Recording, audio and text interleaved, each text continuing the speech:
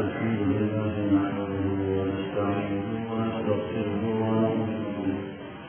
ونؤمن به ونتوكل عليه ونعوذ بالله من شرور أنفسنا ومن سيئات أعمالنا من يهده الله فلا مضل له ومن يضلل فلا هادي له ونشهد أن لا إله إلا الله وحده لا شريك له ونشهد أن سيدنا وسندنا ونبينا ومولانا محمدا عبده ورسوله صلى الله تعالى عليه وعلى آله وأصحابه وبارك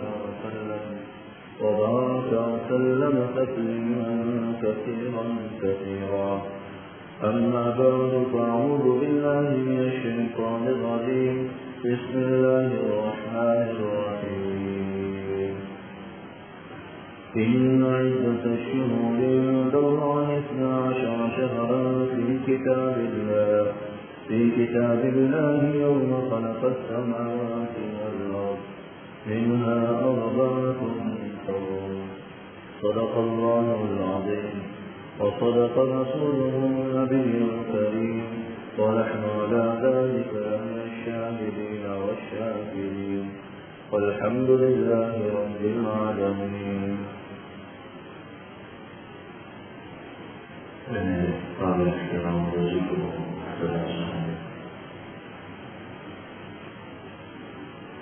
نئے قومی سال کا آغاز ہو چکا ہے. گزشتہ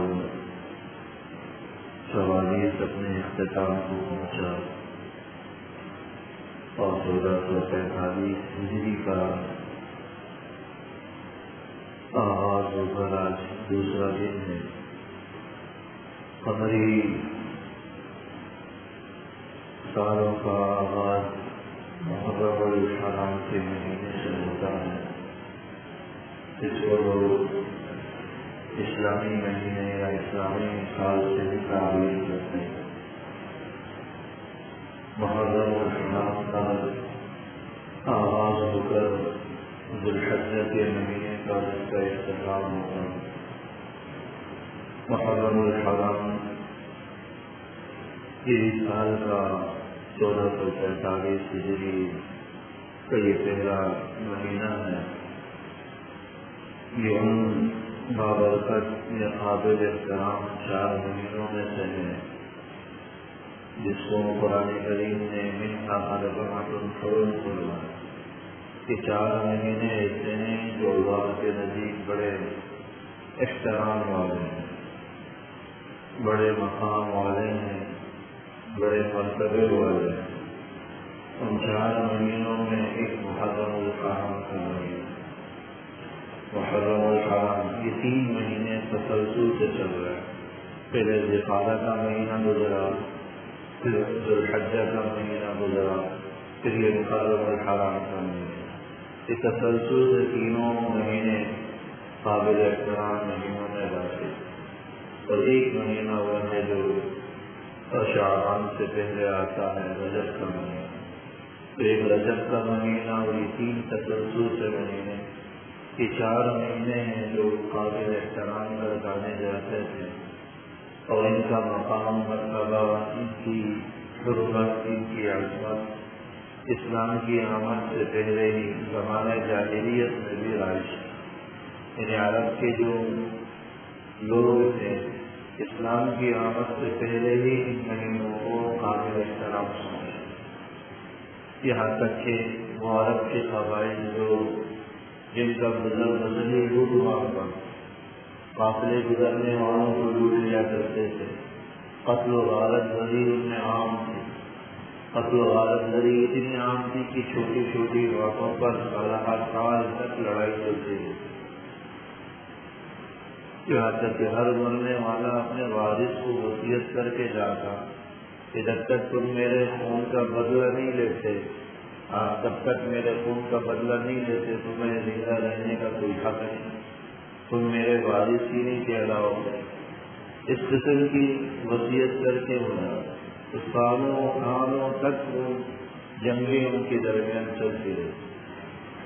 عربوں کے درمیان ایک مشہور جنگ چلی جو 40 برسوں تک تھے، 40 سال تک وہ چلتی رہی، اور اس کا ایک سبب یہ بنا تھا کہ ایک آدمی کی بکری دوسرے آدمی کے کھیت میں چلی گئی اور اس نے کھیت میں جا کر کھیتی کو کچھ نقصان پہنچا دیا۔ تو جس کی کھیتی کو نقصان پہنچایا تھا اس نے بکری کو مار ڈالا۔ بکری کے مالک کو پتہ چلا تو اس نے اس آدمی کو مار ڈالا۔ تو جس کے ساتھ جس قبیلے کا وہ فرد تھا ان قبیلے والوں کو پتہ چلا تو انہوں نے قاتل کو مار ڈالا۔ تو دونوں خاندانوں اور قبیلوں میں لڑائی جھگڑا تھا، ایک نہ ختم ہونے والا سلسلہ چل پڑا، نسلیں اس میں ختم ہو گئی، 40 سال تک وہ آپس میں لڑتے رہے۔ یہ ایسی جہالت، اس لیے اس کو زمانہ جاہلیت بولتا ہے۔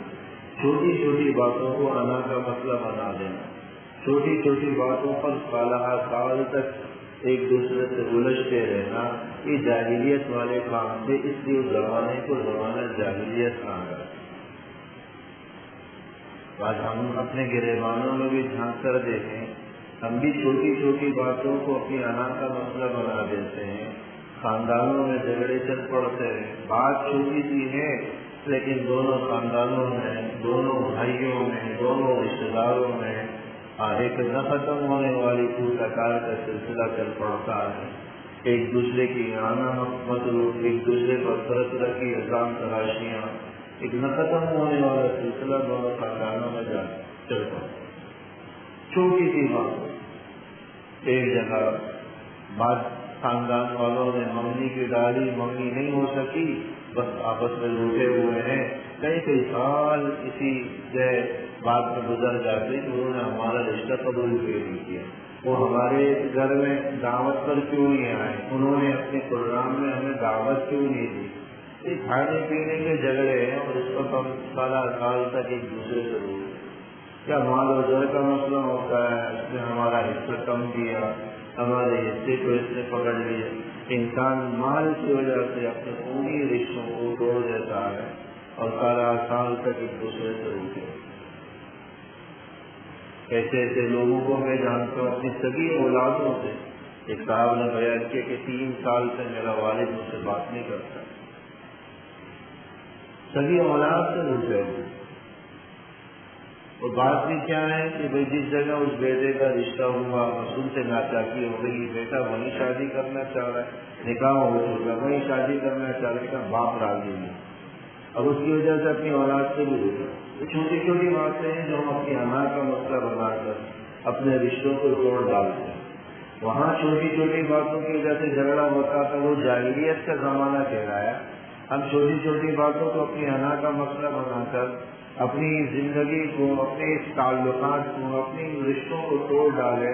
میں نہیں سمجھتا کہ یہ بھی جاہلوں والا عمل نہیں، یہ بھی زمانہ جاہلیت کا ہی طریقہ کار ہے، یہ بھی جاہلوں والا طریقہ ہے، بھلے آپ اپنی ذات میں کتنے پڑھے لکھے کیوں ہو۔ اگر ان باتوں کو آپ اپنی انا کا مسئلہ بنا کر رشتے توڑ ڈالتے ہیں، تعلقات منقطع کر دیتے ہیں، ایک دوسرے کی آنا مطلوب کر دیتے ہیں، یہ جاہلوں والا عمل ہے، پڑھے لکھے لوگوں کا عمل ہے۔ یہ زمانہ جاہلیت والے طریقے ہیں جو عرب کے ان جاہلوں کا رائج تھے، جو آج ہمارے درمیان بھی موجود ہیں، سلسلہ ختم نہیں ہوا۔ یہ عرب کے جاہل بھی ان 4 مہینوں کو قابل احترام سمجھتے تھے، جن میں ایک مہینہ یہ محرم الحرام کا مہینہ۔ محرم اس کا معنی ہی احترام والے کیا ہے۔ محرم کا معنی یہ نہیں ہے کہ بھائی چیزیں حرام ہو گئی ہو، محرم کا معنی یہ نہیں ہے کہ خوشی، نکاح، بیاہ، تقریبات حرام ہو چکی ہو، یہ محرم کا معنی۔ محرم کا معنی حرام ہونے کے نہیں، محرم کا معنی احترام والا ہونے۔ مسجد حرام ہم بولتے ہیں، مسجد حرام، وہاں پر مسجد حرام کو بھی حرم کہا جاتا ہے، مسجد نبوی کو حرم نبوی کہا جاتا ہے۔ تو حرم سے مراد احترام والا عرب حضرات لیتے ہیں، احترام والی جگہ۔ مسجد حرام ہے تو وہ بھی قابل احترام جگہ ہے، حرم نبوی، مسجد نبوی شریف ہے، وہ بھی حرم کہلاتی ہے، وہ بھی احترام والی جگہ۔ یہ محرم اور حرام کا معنی احترام والا مہینہ ہے، یعنی اس مہینے کا مقام مرتبہ اللہ کے نزدیک بڑا، اور جس مہینے کا احترام مقام مرتبہ اللہ کے نزدیک بڑا ہوتا ہے، یاد رکھیں کہ اس میں اجر و ثواب بھی بڑھا دیا جاتا ہے، انسان کے اعمال پر ان کو دیے جانے والے ثواب کی مقداریں بھی بڑھ جاتی ہیں، اور ساتھ ساتھ اگر اس پہ کوئی غلط گناہ کا عمل انسان سے صادر ہوا اس کی قباحت، شناعت اور برائی بھی بڑھ جاتی ہے۔ تو محرم الحرام ان مہینوں میں سے جس کو قابل احترام گردانا جاتا تھا اسلام کی آمد سے، اور اسلام نے بھی ان مہینوں کی مقام اور مرتبے کو اپنی جگہ برقرار رکھا۔ تین مہینوں میں جو ہم چل رہے ہیں یہ سب مہینے قابل احترام۔ بعض روایات کے اندر ایک صحابی حضرت ابو ذر غفاری رضی اللہ تعالیٰ عنہ نے حضور نبی اکرم صلی اللہ علیہ وسلم سے فرمایا کہ اللہ کے رسول کون سی رات افضل ہے راتوں میں اور مہینوں میں کون سا مہینہ افضل؟ تو حضور علیہ الصلوۃ والسلام نے فرمایا کہ جوز اللیل و شہر اللہ المحرم، کہ رات کا جو درمیانی حصہ ہے وہ ساری راتوں کے مقابلے میں سب سے زیادہ افضل وقت ہوتا ہے، اور مہینوں میں شہر اللہ المحرم، یہ اللہ کا مہینہ محرم الحرام اللہ کو محبوب و پسندیدہ۔ اگرچہ علماء فرماتے ہیں کہ رمضان کے بعد اس مہینے کا مقام اور مرتبہ، اور بعض روایات کے اندر تو یہ بھی فضیلت آئی کہ افضل الصیام بعد رمضان شہر اللہ المحرم۔ ایک طرف سے یہ مہینہ اللہ کے نزدیک قابل احترام ہے، دوسرا اس مہینے کے اندر روزے رکھنا بھی رمضان المبارک کے بعد سب سے زیادہ اللہ کو محبوب۔ افضل الصیام بعد رمضان شہر اللہ المحرم، کہ رمضان کے بعد افضل ترین روزے محرم الحرام کے روزے، شہر اللہ، اس کو حدیث میں فرمایا گیا کہ شہر اللہ، اللہ کا مہینہ، شہر اللہ المحرم۔ تو رمضان کے بعد افضل روزوں میں بھی اس کا مقام اور مرتبہ ہے، رمضان کے بعد افضل دنوں میں بھی اس کا مقام اور مرتبہ ہے، تو افضل مہینہ بھی روزے کے اعتبار سے بھی فضیلت اور فوقیت رکھنے والا یہ مہینہ۔ یہ قابل احترام مہینوں کا سلسلہ ہے محرم الحرام، اس کا یہ دوسرا دن ہے، دوسری تاریخ ہے۔ یہ ذہن میں بٹھا لیجیے گا کہ ان مہینوں کی حرمت یا ان مہینوں کی جو عظمت ہے کسی شخصیت کی وجہ سے نہیں، اور نہیں کسی شخصیت کی شہادت کی وجہ سے ہے۔ اسلامی تاریخ تو شخصیات کی شہادتوں سے بھری ہوئی، اس مہینے کا آغاز بھی ایک جلیل القدر صحابی کی شہادت سے ہوتا ہے۔ یکم محرم الحرام ہے، کل کا دن گزرا، حضرت فاروق اعظم رضی اللہ تعالی عنہ کی شہادت کا دن، خلیفہ دوم وہ خلیفہ جس کو سرکار دو عالم صلی اللہ علیہ وسلم نے دنیا میں ہی جنت کی بشارت دی۔ حضور نبی اکرم صلی اللہ علیہ وسلم نے بے شمار احادیث ان کی فضیلت سے بیان کروائی، فرمایا کہ لو کان بعدی نبی لکان عمر، اگر میرے بعد کوئی نبی ہوتا تو عمر ہو۔ بعض روایات میں فرمایا کہ ہر امت میں کچھ لوگ ایسے ہوتے ہیں جو نبی تو نہیں ہوتے لیکن پھر بھی اللہ جل شانہ ان سے ہم کلام ہوگا، نبی نہیں ہوتے کہ باقاعدہ نبی کی طرح ان کے پاس وحی پہنچتی ہو، لیکن اللہ جل شانہ پھر بھی ان سے ہم کلام ہوتے ہیں۔ میری امت میں اگر کوئی ایسا فرد ہے تو وہ ہوگا جس سے اللہ جل شانہ ہم کلام ہو، اگرچہ وہ نبی نہیں ہے لیکن یہ مقام مرتبہ اللہ جل شانہ نے دیا۔ یہاں تک کہ بہت ساری ایسی چیزیں ہیں جو حضرت عمر رضی اللہ تعالیٰ عنہ کی رائے کے مطابق اللہ جل شانہ نے وحی نازل کیا، جو حضرت عمر کی رائے تھی اس کے مطابق حکم نازل ہوا۔ شراب کی حرمت کا حکم آیا، اس کا پہلا مشورہ دینے والے حضرت عمر تھے۔ پردے کا حکم نازل ہوا، اس کا مشورہ دینے والے حضرت عمر تھے۔ مقام ابراہیم پر نماز پڑھنے کا طواف کے بعد حکم ہوا، واتخذوا من مقام ابراہیم مصلی، اس کا مشورہ دینے والے حضرت عمر۔ یہ موافقات عمر کے علاقے اور علماء نے باقاعدہ اس پر مستقل کتابیں لکھی ہیں اور بڑی بڑی کتابیں لکھی کہ کتنی آیتیں حضرت عمر رضی اللہ تعالی عنہ کی رائے اور مشورے کے مطابق اللہ جل شانہ نے نازل کی۔ یہ فضیلت والے کام۔ بعض روایات کے اندر آیا کہ کل قیامت والے دن اللہ جل شانہ سب سے پہلے جس شخصیت سے مصافحہ کریں گے وہ حضرت عمر ہوگا. سب سے پہلے اللہ جل شانہ سے مصافحہ کریں گے وہ حضرت عمر ہوگا. اللہ جل شانہ سب سے پہلے جس کو جنت میں داخل کرے گا وہ حضرت عمر ہوگا. یہ فضائل حضرت عمر رضی اللہ تعالیٰ عنہ کی احادیث مبارکہ کے اندر مذکور. یکم محرم الحرام ان کی شہادت کا دن. 10 محرم الحرام مواسم رسول حضرت سیدنا حسین رضی اللہ تعالیٰ عنہ کی شہادت کا دن. پورا اسلامی مہینے جتنے بھی لے لیں، حضور نبی اکرم صلی اللہ علیہ وسلم کے چچا حضرت حمزہ غزوہ احد میں شہید ہوئے. حضور علیہ الصلوۃ والسلام کے چچزاد بھائی حضرت علی کے سگے بھائی حضرت جعفر رضی اللہ تعالیٰ عنہ غزوہ موقتا کے مقام پر شہید ہو جاتے ہیں.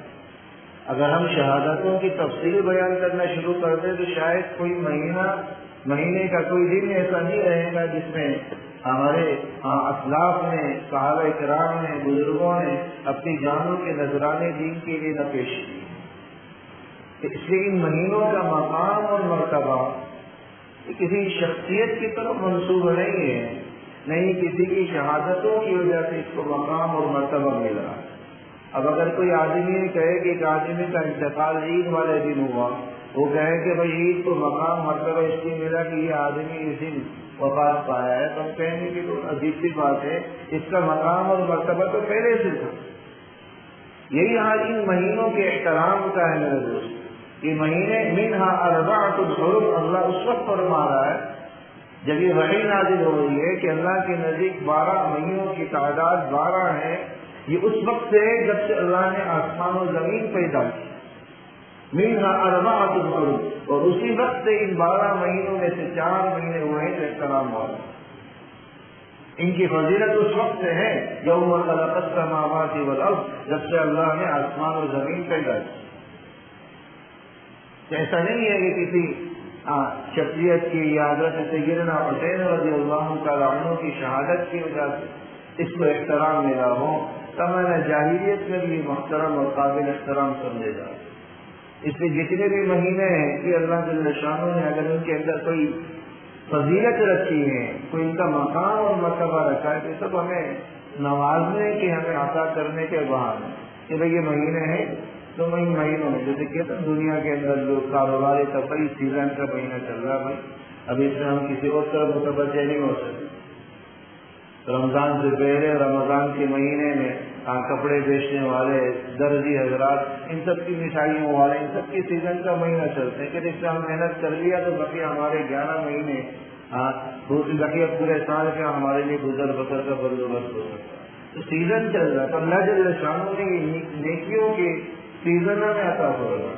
جس طرح کاروباری طبقہ سیزن کے مہینوں کو اہمیت دیتا ہے اور ان میں لگ کر محنت کر کے اپنے بقیہ دنوں کو بنانے یا ان کے لیے مال جمع کرنے کی کوشش کرتا ہے کہ اللہ جل شانہ نے ہمیں کچھ ایام عطا کیے، کچھ مہینے عطا کیے کہ اس میں لگ کر محنت کر لو، اپنے اعمال کو بنا لو. اللہ جل شانہ بقیہ تمہارے مہینوں کو قیمتی بنا لو. یہ فضائل رمضان المبارک کے حوالے سے کہ جو رمضان کا مہینہ سلامتی کے ساتھ اس کو صحیح طریقے سے گزار دے، اللہ بقیہ سال کے 11 مہینوں کو بھی اس کے لیے صحیح سالم کر دیتا. یہ مہینے ہمارے بقیہ مہینوں کے لیے ایک طرح سے ذریعہ بنتے ہیں، وسیلہ بنتے ہیں ان کو بہتر کرنے. اگر ہم ان مہینوں کو اپنا بہتر کریں گے، اللہ بقیہ مہینوں کو بھی بہتر کرے. ان مہینوں کے اندر ایک اعمال کا، طاعات کا خصوصیت کے ساتھ روزوں کا اہتمام ہو، کیونکہ ان مہینوں کی اس مہینے کے اندر خصوصیت کے ساتھ روزہ رکھنا یہ رمضان کے بعد تمام روزوں سے زیادہ فضیلت رکھتا ہے، فوقیت رکھتا ہے. دوسری بات میں نے عرض کی تھی کہ کوئی محرم کا معنی حرام ہونے کے نہیں آتے، محرم کا معنی احترام والا ہونے کے آتے. یہ تصور یا سوچ یا ذہن ہمارا جو بن چکا ہے کہ ان مہینوں کے اندر شادی بیاہ کی تقریبات نہیں ہونی چاہیے، خوشی کا موقع نہیں ہونا چاہیے، تو غم کا موقع ہے، یہ تو سوگ کا موقع ہے، اس میں اگر کوئی شادی کرے گا تو وہ ناکام ہو جائے گی، فیل ہو جائے گی، یہ بات حماقت پر مبنی ہے، جاہلیت پر مبنی بات ہے۔ خود حضرت سیدہ فاطمہ رضی اللہ تعالی عنہ کا نکاح علماء فرماتے ہیں کہ محرم الحرام کے مہینے میں، محرم کے مہینے میں ان کی شادی ہوئی۔ یہ تو ہماری خود ساختہ قسم کی باتیں ہیں، ہم نے گھڑ رکھی ہے کہ بھائی ان مہینوں میں شادی بیاہ کی محافل کا انعقاد، نکاح کا انعقاد یہ اور جو ہے وہ خرابی کا باعث ہوتا ہے۔ یہ خرابی کا باعث بننے والی جو دوسری چیزیں ان کی ہم اصلاح کی فکر نہیں کرتے۔ نکاحوں کے اندر، رشتوں کے اندر جوڑ توڑ کو پیدا کرنے والی چیزیں ہماری اپنی انا ہوتی ہیں۔ چھوٹی چھوٹی باتوں کو بڑا کر کے آپس کے رشتوں کو توڑ لینا یہ اسباب ہوتے ہیں۔ ہمارے گناہ یہ رشتوں کو توڑنے کے، ہمارے گھروں کے اندر قصور ڈالنے کے اسباب ہیں۔ میاں بیوی حدیث مبارک کے اندر بعض روایات میں فرمایا گیا کہ دو محبت کرنے والوں میں اس وقت تک توڑ نہیں ہوتا جب تک کہ کسی ایک سے اللہ کی نافرمانی سرزد نہیں ہو جاتی۔ میاں بیوی میں الفت محبت تھی، اب ناچاکیاں آ رہی ہیں، اپنے اعمال کی جانچ پڑتال ہے۔ یقیناً کسی ایک سے اللہ اس کے رسول کی نافرمانی ہو رہی جس کا خمیازہ اس بے امنی یا تو تکار کی صورت میں بھگتنا پڑ رہا۔ نمازوں کا اہتمام ہمارے گھروں میں نہیں ہے، ہم چاہیں کہ ہم میں امن و محبت رہے، کیسے رہ سکتے؟ اللہ کی نافرمانی کے ساتھ یہ چیزیں برقرار نہیں رہ سکتی۔ نہ نمازوں کا اہتمام، نہ پردے کا اہتمام، نہ نگاہوں کی حفاظت کا اہتمام، نہ زبان کی حفاظت کا اہتمام، زبان سے گناہ سرزد، آنکھوں سے گناہ، کانوں سے گناہ، پورے بدن سے گناہ ہمارے سرزد ہوں۔ گھر میں بے برکتی نے، نحوستوں نے ڈیرا ڈال رکھا ہو اور ہم سمجھیں کہ ہمارے گھر میں چین سکون آ جائے، برکتیں آ جائیں، اللہ کی رحمتیں نازل ہوں۔ یہ گھر دوستوں بہت ہم خیالی اپنے آپ جب دیکھیں کہ گھر میں ناچاکی ہو رہی، یہ حدیث مبارکہ حضرات صحابہ رضوان اللہ تعالیٰ علیہ اجمعین کے معمولات میں بھی پڑھا۔ اگر حضرات صحابہ کو کسی جنگ میں تھوڑی سی شکست ہونے لگتی، پسپا ہونے لگتے تو کہتے ہیں کہ بھائی کوئی گناہ ہوا ہے، فوراً نماز کی طرف متوجہ ہو جائے، وضو کرتے، نماز کا اہتمام کرتے، توبہ استغفار کرتے، اللہ جل شانہ فتح کرتے۔ آج ہم سے گھروں میں تو تکار ہو جاتی ہے، ذہن ہمارا اس بات کی طرف نہیں جاتا کہ ہم سے کوئی غلطی سرزد ہوئی ہے جس کا خمیازہ اس لڑائی کی صورت میں ہم بھگت رہے ہیں۔ ہم سمجھتے ہیں اور تو ہمیں لگے رہتے غلطی کس کی، ہر ایک ملبہ دوسرے پر ڈالنے، غلطی جس کی بھی ہو، گھر میں جو بے امنی کی بد امنی کی فضا ہوئی ہے اس کا سبب جاننے کے بجائے یہ دیکھیں کہ ہم سے نافرمانی اللہ کی کہاں سرزد ہو رہی۔ جہاں اللہ اس کے رسول کی نافرمانیاں ہوں تو یہاں یہ بد امنی کی فضا ہوگی، بے سکونی کی فضا ہوگی، لڑائی جھگڑے ہوں گے، رشتے ٹوٹیں گے، تعلقات خراب ہوں گے، طلاقیں واقع ہوں گی، جس کا نظارہ ہم آج کل کر رہے کثرت سے۔ شادیوں کو کچھ وقت گزرتا نہیں ہے، نتیجہ طلاق کی صورت سے نکلتا ہے۔ یہ قصور یا قصور محرم کا نہیں ہے کہ یہ محرم کا مہینہ تھا، یہ قصور سفر کا نہیں ہے کہ یہ سفر صفر کا مہینہ تھا، یہ قصور ہمارے اپنے اعمال کا ہے۔ ظہر الفساد فی البر والبحر بما کسبت ایدینا یا ما اصابکم من مصیبت فبما کسبت ایدیکم۔ اللہ فرماتا ہے جو کچھ بھی تمہیں تکلیف، مصیبت یا پریشانی پہنچتی ہے یہ ہمارے اپنے اعمال کا نتیجہ ہو۔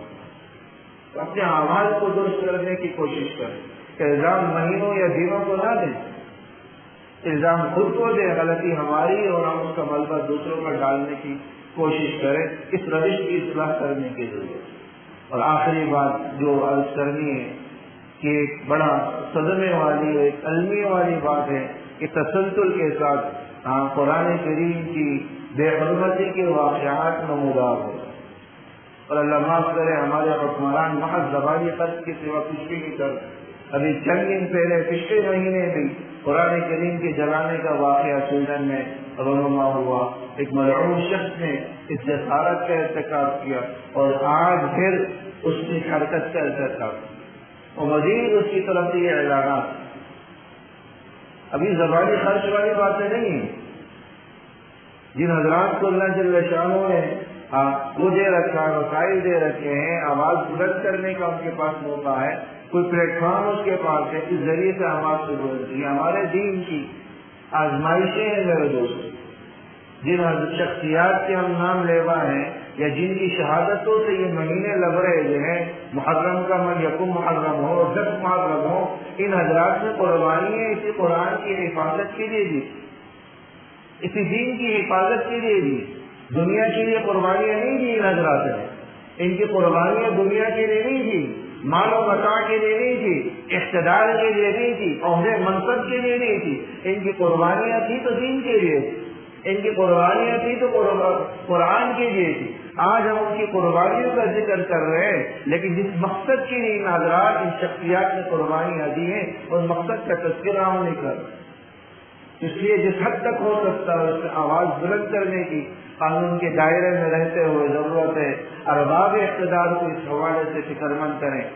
51-52 کے قریب مسلمان حکمران ہیں، ان کو سوچنے کی ضرورت ہے۔ ہم ان کو یہ کہہ سکتے ہیں کہ خدا را اس حوالے سے مؤثر آواز بلند کیا جائے، اقوام متحدہ کے اندر باقاعدہ قانون سازی کی جائے کہ جو ملک اس قسم کی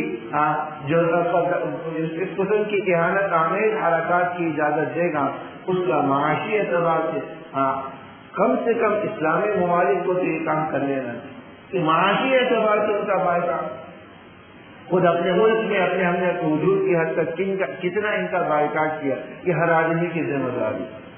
میں سمجھتا ہوں کہ آج اگر عالم کفر مسلمانوں کے خلاف یا مسلمانوں کی شعائر کے خلاف اگر ضرورت کرتا ہے تو اس کا ایک سب سے بڑا قصوروار ہم خود ہے، کیونکہ یہ طاقت ان کو معیشت کی مضبوطی کی وجہ سے ملی، اور ان کی معیشتوں کا دار و مدار انہی چیزوں پر ہے جو خریدتے ہیں، ان کی مصنوعات کو خریدتے ہیں، ان کی مصنوعات کو فروغ دیتے ہیں، برانڈڈ کے نام پر ایک فخری طور پر ان کی مصنوعات کو خریدا جا رہا ہے۔ نہ چاہتے ہوئے کہ ہم اس عمل کے اندر اللہ معاف کرے معاون بن رہے، مددگار بن رہے، نہ چاہتے آغاز خود سے کرے، ان چیزوں کی تشہیر کی جائے جو اس ملک کی سویڈن کی مصنوعات ہیں، پروڈکٹس ہیں، اور ہر دکاندار اپنی ذمہ داری نبھائے۔ اتنا تو کر سکتے، ورنہ یاد رکھیے گا اس سے جذباتی باتیں نہیں ہونی چاہیے۔ ہر آدمی اپنے پلوں میں باندھے کہ میرے گھر کے اندر اس قسم کی کوئی چیز نہیں آنی چاہیے جو یہاں کی بنی، میرے دکان کے آغاز تو کرے۔ ہر دکان والا سمجھتا ہے اگر میں نے نہیں خریدا تو کیا ہوا، بقیہ لاکھوں تو خرید رہے۔ ہر خریدار یہ سمجھتا ہے کہ میں نے نہیں خریدا تو کیا فرق پڑے گا، لاکھوں لوگ خریدتے۔ قطرہ قطرے سے ذریعہ بنتا ہے، آغاز کریں۔ اللہ جل شانہ ہمارے حکمرانوں کو بھی ہمت دے کہ مؤثر آواز بلند کریں، قانون سازی کریں، اور ہم اپنی ذات کی حد تک اس حوالے سے فکر مند ہوں کہ ان کی معاشی اعتبار سے بائیکاٹ جتنا کر سکتے ہوں کریں۔ اللہ جل شانہ ہم سب کو صحیح سمجھ نصیب فرمائے اور اس بدبخت اور ملعون شخص کو واصل جہنم کرے۔ ایسے لوگ پیدا ہوں جو اس کو برسر عام جو ہے نا قتل کریں۔ اگرچہ یہ قانون کی خلاف ورزی ہے، لیکن جب اس قسم کی حرکات کا بار بار صدور ہو یا سمجھی گئی غلطی نہیں ہے، یہ کوئی نادانی نہیں ہے، یہ قصداً بالقصد والارادہ اس قسم کی ناپاک حرکات کا ارتکاب کیا جا رہا ہوتا ہے۔ اللہ جل شانہ ہم سب کو صحیح سمجھ نصیب۔